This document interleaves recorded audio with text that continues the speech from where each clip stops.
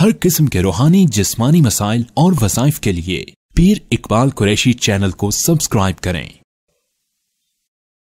नहमदुहु व नुसल्ली व नुसल्लिमु अला रसूलिहिल करीम, अम्मा बाद, फ़अऊज़ु बिल्लाहि मिनश शैतानिर रजीम, बिस्मिल्लाहिर रहमानिर रहीम।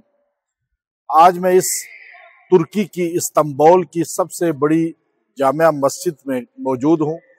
यहाँ से एक ऐसा मजबूत कुरानी अमल आपको दूंगा। अगर आपको जब भी कोई मुश्किल पेश आए और आप ये कुरानी आयत पढ़ के अल्लाह के सामने दुआ करें, अल्लाह तबारक व तआला आपकी फौरी दुआ हाजत पूरी फरमाएगा। और ये अल्लाह ने खुद कुरान पाक में हमें इरशाद फरमाया है। और मस्जिद के अंदर मौजूद हूँ, मस्जिद की अहमियत भी अल्लाह ने कुरान में बता दी है कि मुसलमानों का ताल्लुक जो है वो हमेशा मसाजिद के साथ जुड़ा रहता है।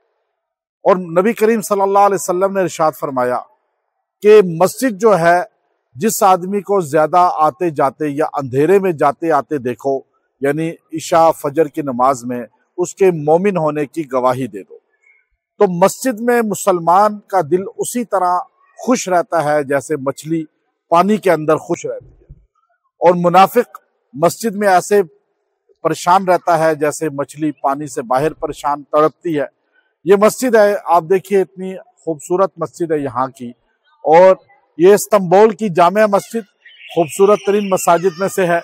और इसका आप हर चीज को आप देख सकते हैं कि इसका बाहर भी व्यू आपको साथ दिखाता हूँ कि अल्लाह रब्बुल इज्जत ने ये इतना खूबसूरत इसका जो है मस्जिद का एक रखा है नज़म। हजूर सल्लल्लाहु अलैहि वसल्लम ने फरमाया, जुइलत लियल अर्ज़ु मस्जिदम व तहूरा, कि मेरे लिए पूरी ज़मीन को मस्जिद बना दिया गया। और ये मसाजिद जो हैं, जब तक मुसलमानों का ताल्लुक इनके साथ मजबूत रहता है, अल्लाह ताला जो है मुसलमानों को तरक्की उरूज देते रहते हैं। अब जब परेशानी आ जाए, मुश्किल आ जाए, कोई भी टेंशन आ जाए, तो हमें क्या तरीका इख्तियार करना चाहिए और किस तरह अल्लाह की ज़ात से मांगना चाहिए, तो मसाजिद जो है इसका एक बहुत बड़ा जरिया है। और मस्जिद में जब इंसान चला जाता है तो वो अमन में आ जाता है। खलीफा हारून रशीद रहमतुल्लाह अलैह का एक मरतबा अपनी ज़ौजा बीवी जुबैदा खातून के साथ झगड़ा हो गया। तो जुबैदा खातून को उसने कहा कि तू मेरी सल्तनत से निकल जा, अगर तू मेरी सल्तनत से गुरूब आफ्ताब से पहले ना निकली तो तुझे तलाक हो जाएगी। अब वो उसकी सल्तनत 3 बर-ए-आज़म तक फैली हुई थी, और कैसे निकले वो उसके सल्तनत से बाहर? हवाई जहाज तो था नहीं, तो घोड़े पे ऊंट पे कितनी सवारी हो सकती है? तो जुबैदा बहुत परेशान हुई और उसने उस वक़्त के इमाम अबू यूसुफ रहमतुल्लाह अलैह से पूछा, कोई मशवरा दें। आपने सोचो विचार के बाद फरमाया कि तू मस्जिद में दाखिल हो जा और गुरूब आफ्ताब तक वहाँ रह।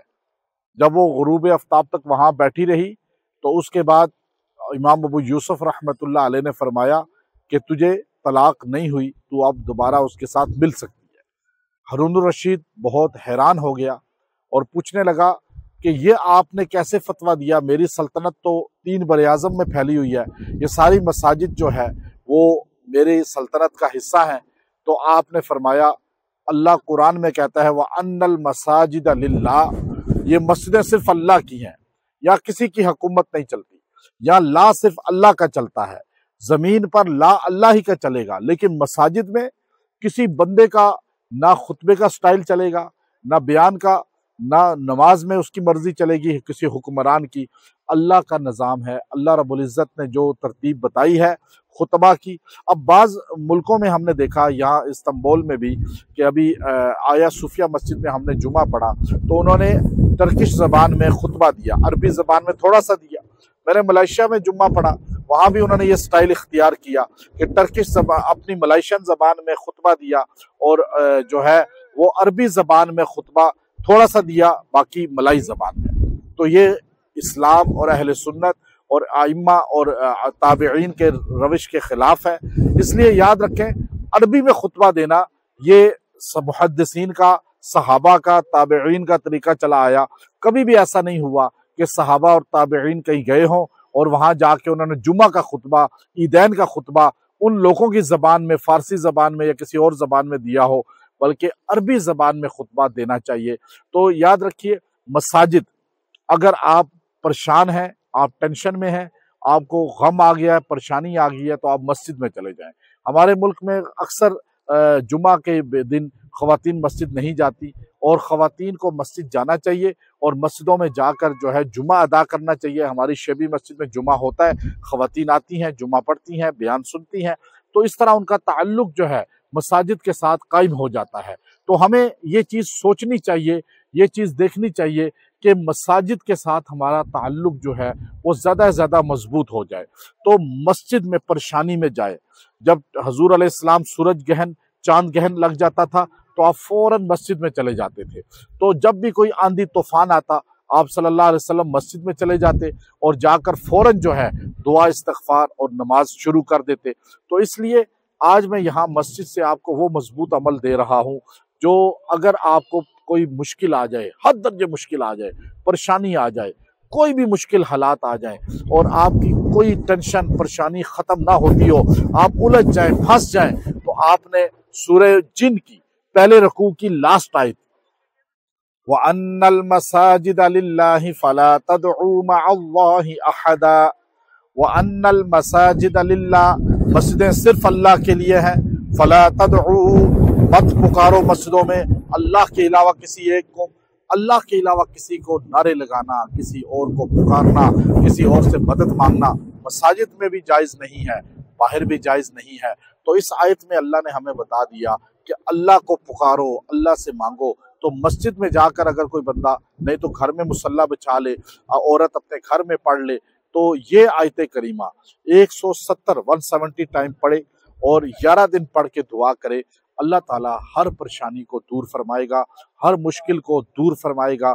जितनी चाहे मुश्किल तरीन लम्हात आप पे आ चुके हों, अल्लाह ताला उस मुश्किल को 11 दिन में हल फरमा देगा।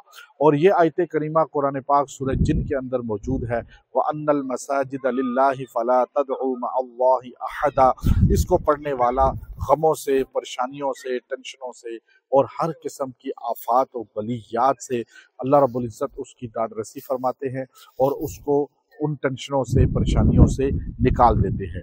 तो ये आयत करीमा आप अपना वजीफ़ा बना लें और इस आयत करीमा के ज़रिए जो है आप अपनी मुश्किलात का हल फरमाएँ।